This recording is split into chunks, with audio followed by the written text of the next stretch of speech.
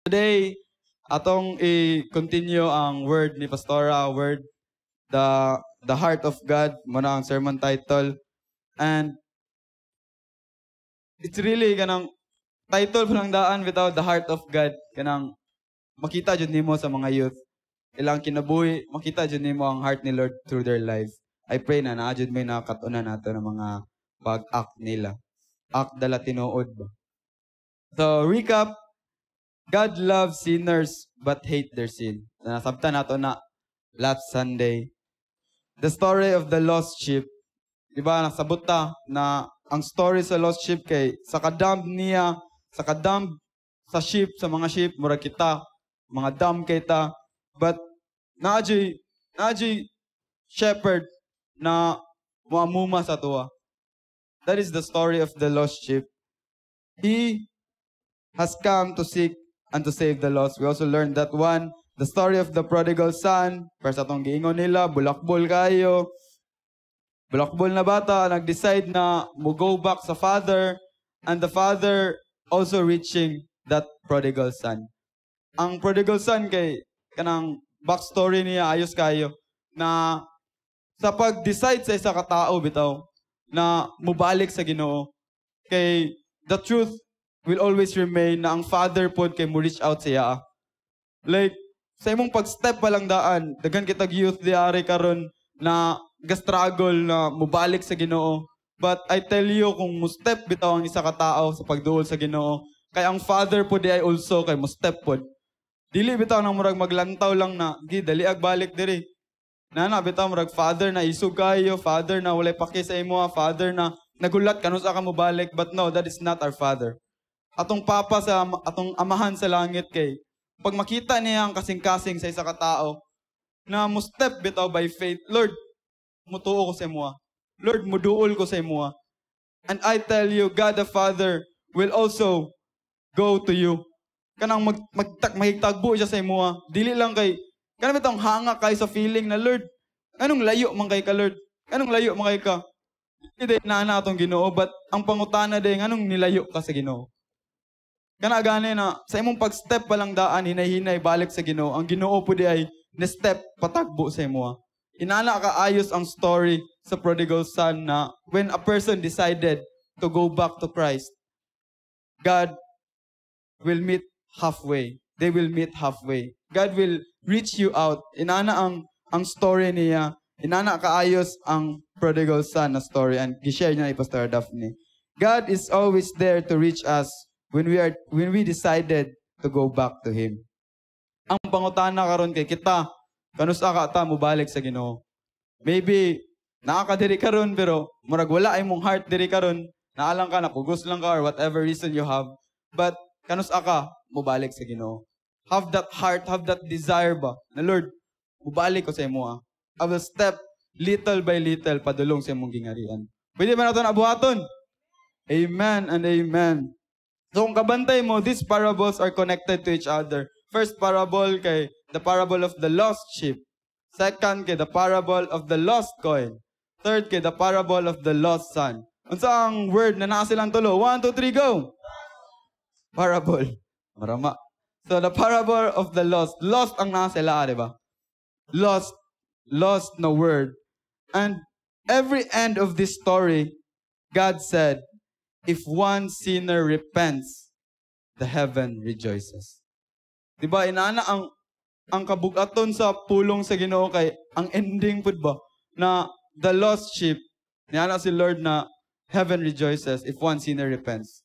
The lost coin, pag mawala ang isa ka coin, then makit-an, heaven rejoices. Inaana ang murag imagination na dapat na naa sa tuwa. Every time na naay malos na tao, kay ang heaven mag-rejoice kung mag-repent na siya.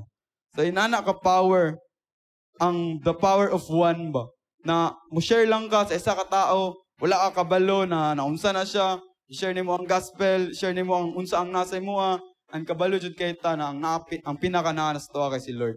Na dali ra jud kayo i-share ang gospel kung ikaw mismo naana, kung ikaw mismo kabalo nga love kay ni Lord. So muna siya, the heart of God is for the lost. The heart of God is for the lost. Nabatay natunan Amen. So, diari kay, ang title pa lang daan, The Heart of God. Akong gi-ask akong wife, wife. Akong gi-ask akong wife, naman ko yung wife day. So, akong gi-ask akong wife kung unsa para sa iya ang heart ni Lord. The heart of God. Unsa para sa mo ang heart ni God. And did you know na ayang answer kay niana ra siya love. Sakto dili. Kailan ko dadaan eh. Ano ito? So, niana ra siya na love. And grabe, power kayo ang heart ni Lord Jude. And love pod ang heart ni Lord. The heart of God is for the lost. And He do it with love. Diba? Kana ang pinakapunto sa atong sermon karon, the heart of God is for the lost. And He do it with love.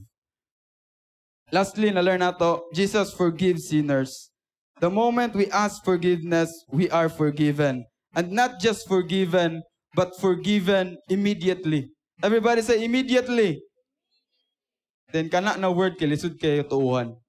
Na po may guilt. Ganong na-forgive naman ko na makasasala makay ko. But the word of God said, if you ask forgiveness, you are forgiven. Ang forgiven, diara ka, it's immediate forgiven ba? Kanabit ang tinud-anay na, Lord, pasayloa kay ko, nakasala ko. And immediately, you are forgiven. I pray and hope na ato ng baruga na pagtuo. Na sa moment na mga itagpasaylo sa Ginoo, balik-balik imong gibuhat, mga idyo mo kagpasaylo. And immediately, you are forgiven. So let us continue the sermon. Let us pray and have the desire to see the harvest field. So diri na ang continuation niya. Let us have the desire to see the harvest field. Ang verse na to kay John 4:34. My food, Jesus said, is to do the will of Him who sent me and to finish His work. My food, sa imong gikaon ganina, sa imong gikaon karon. And right now, nisimba ta to eat. This is our food too. And Jesus said, my food is to do the will of Him who sent me and to finish the work. And I pray na kitang tanan kay naapoy na na kasing-kasing like Jesus. Siya man itong pinaka-example, di ba? Na let us do the will of God.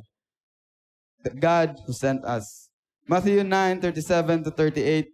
Then He said to His disciples, the harvest is plentiful, but the works are few. Ask the Lord of harvest, therefore, to send out workers into His harvest field. Plentiful over few. So, nakita ba ninyo na ang harvest kay plentiful? Patas ang kamot sa mga nakakita. Amen. Kanang makita nimo ba na, Lord, daghan jud kay nanginahanglan sa imo. Lord, daghan jud kayo gusto na makaila sa imo, pero kinsa man imong gamiton. I pray na ikaw ug ako karon nga naminaw sa pulong sa Ginoo will have that desire na, Lord, gamita ko. Gamita ko sa pag-share sa gospel. Gamita ko na akong amigo makaila sa imo. Ask the Lord of the harvest, therefore, to send out workers into His harvest field. All we need to do is to ask. And this church, kung kabantay mo, is really asking the Lord, Lord, gamitan ni na simbahan para dagag makaila sa imua. Dagan kita gibuhat, padulungay ang Youth Ignite. So, inana ba nang, you really know that this church is asking the Lord, Lord, gaimig mga tao na naay kasing-kasing para sa imua. Gaimig mga tao na dili talawan mo tudlo sa pulong sa Ginoo, dili talawan mo share sa iyang amigo-amiga na naay Ginoo nga nito, naay Ginoo nga i-save siya, naay Ginoo na love kay siya. So this church knows the heart of God. And I pray na you will also know the heart of God too. And the heart of God is for the lost and do it with love. Let there be the desire, let us have the desire to feel the compassion of God for the lost. Matthew 9:36. When He saw the crowds, He had compassion on them because they were harassed and helpless and like sheep without a shepherd. Compassion is to see the need. Like ang compassion ni Lord kay nakita niya na ang mga tao kay harassed, helpless, and like a sheep without a shepherd. Kanang tulo ang naa sa kasing-kasing ni Lord. That's why nahimo siyang compassion. Nakita niya ang need sa isa ka tao. Nakita niya ang need sa mga tao. They were harassed, helpless, and like sheep without a shepherd. like those people, like these people is harassed, they need God. These people are helpless, they need God. These people are like a sheep without a shepherd. They need a good shepherd. And that is Jesus Christ. Amen? Amen and amen. And lastly, letter D, the desire to be equipped, to be a chef, to be a fisher of men, and to make disciples. So, as you can see, the conclusion sa theater ganina kay nag-D-group, and that is really ang topic karon pod na it's all about, na for us to be equipped. Dili lang punta diretso na sabak lang din, wala ka na equipped. And I believe that this church is equipping us.